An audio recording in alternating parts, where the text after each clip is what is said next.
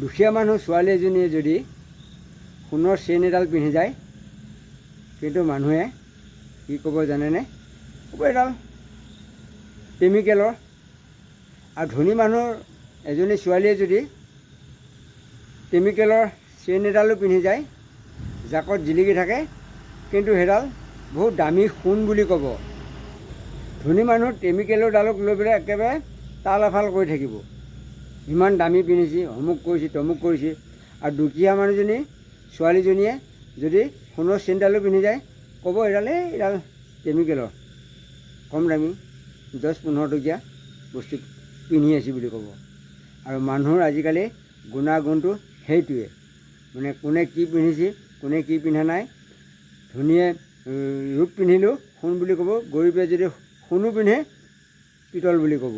গতিকে চলিছে সেইটো। আৰু গাইজ ভাল পালে ফলৰ শ্বেয়াৰ এটা কৰি দিব।